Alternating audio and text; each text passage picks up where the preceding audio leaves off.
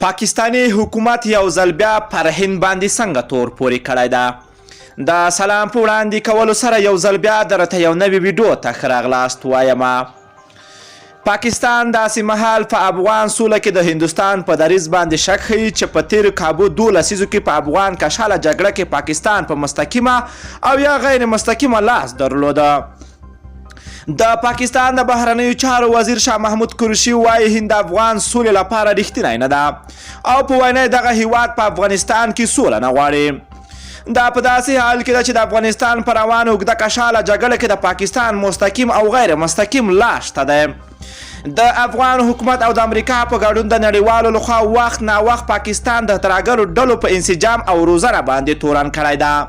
څه موده مخکې د هند د بهرنیو چارو وزارت هم پاکستان په افغانستان کې د ترهګر یوازینی ملاتړ هیواد وباله.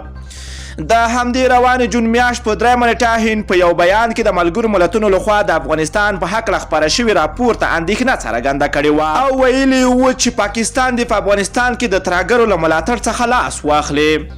د هند بهرنیو چارو وزارت ویان انوراک هغه مهال پاکستان ته په اشاره ویلي وو چې دوی له اوږدې مودې په افغانستان کې د دغه هیواد لخوا د طالبانو او نورو ترهګرو ډلو په تیره بیا د القاعدې سره په همغږۍ کولو کې د پاکستان پر ونډه څارنه کوي. نوموړي همداراز وویل چې پاکستان د یادو شوي ټولو ترهګرو ډلو د انسجام او همغږۍ اصلي لوبغاړی او مرکزیت دی.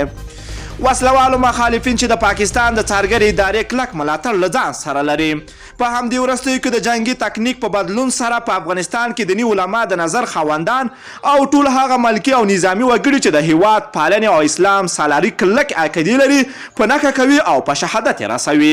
که څه هم ښکاره نه ده چې د پاکستان د بهرنیو چارو وزارت د غبرګون ولې ښودلی ده، خو زیاتوي چې هند د افغانستان په چارو کې صادقانه چلند نه کوي او دلته د سولې او ثبات د راتګ ملاتړ نه کوي.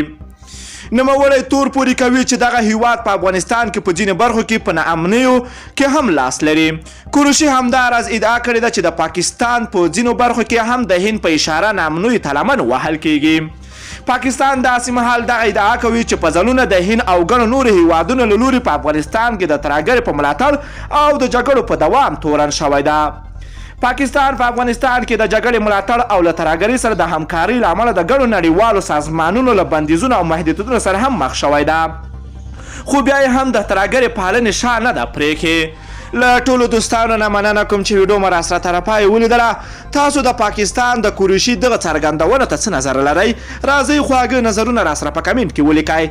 که غواړئ له همداسې تازه او دقیقو معلوماتو خبر شئ د پښتو اپډیټ چینل حتما در سره سبسکرایب کولی شئ. نور مو په پاک رب سپارم، الله مو مل شه، ښه وخت درته غواړم.